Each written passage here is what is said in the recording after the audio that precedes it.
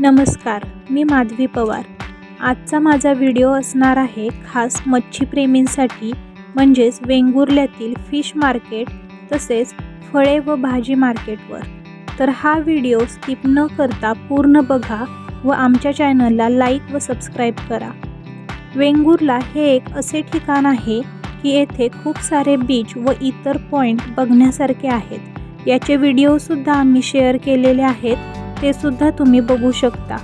काही प्रश्न असल्यास कमेंट करून नक्की विचारा। चला तर आपण हे मार्केट बघूयात। आपल्याला वेंगुर्ल्याला यायचे असल्यास वेंगुर्ले ते पुणे 396 किलोमीटर व मुंबई ते वेंगुर्ला 500 किलोमीटर अंतर आहे।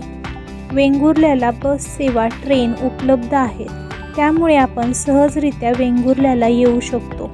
वेंगुर्ला मार्केट हे वेंगुर्ल्याच्या मध्यस्थानी असल्यामुळे येथे पार्किंगची खूप अडचण आहे, त्यामुळे आम्ही गाडी मार्केटपासून थोडी लांब पार्क करून चालत वेंगुर्ला मार्केटजवळ आलो। फ्रूट मार्केट, भाजी मार्केट व फिश मार्केट एकाच ठिकाणी आहे। येथे आपण कोकणी पदार्थ देखील विकत घेऊ शकतो। येथून आपण ड्रायफ्रूट्स, कुळीथ पीठ, वेगवेगळे कोकणी मसाले, कोकम, आमसूल यासारखे अनेक कोकणी पदार्थ घेऊ शकतो।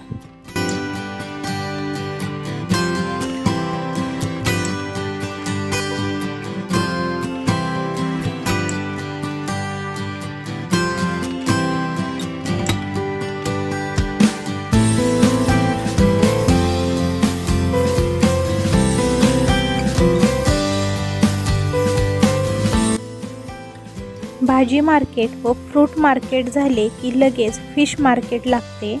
फिश मार्केटमध्ये आतमध्ये आल्यानंतर अनेक प्रकारचे फिश येथे बघायला मिळतात। आपण येथे ताजे व ओले फिश खरेदी करू शकतो।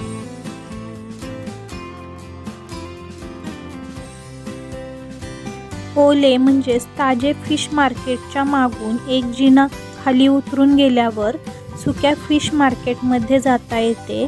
तिथे आपल्याला बोंबील, सुकट, सोडे, झिंगा असे अनेक प्रकारचे सुके व खारे मासे मिळतात। ते पण आपल्याला काही मापावर तर काही गड्डीवर मिळतात। एक माप 50 ते 100 रुपये असे सुके मासे आपल्याला खरेदी करता येतात।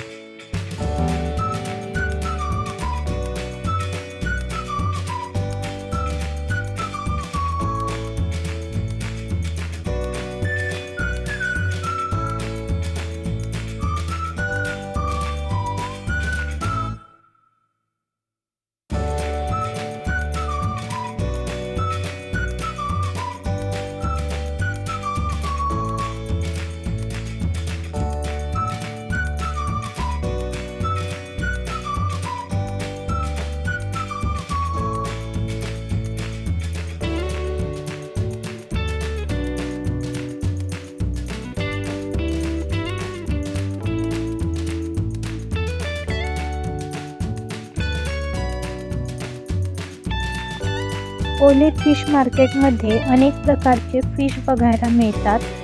95 प्रकारच्या खाण्यायोग्य माशांच्या जातीपैकी बरेच प्रकारचे मासे आपल्याला येथे बघायला मिळतात।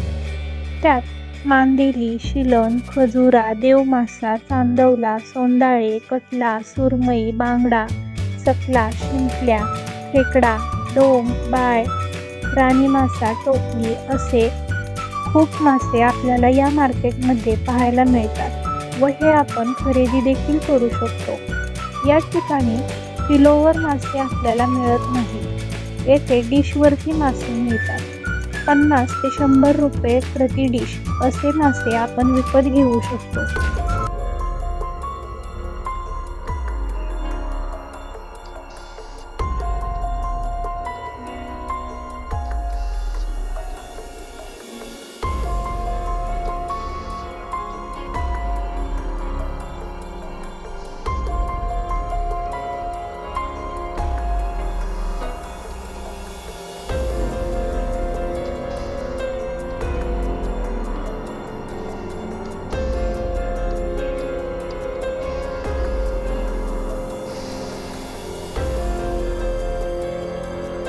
आम्ही गाडी पार्किंग केली होती तिथे पेठेमध्ये मारुती मंदिर होते.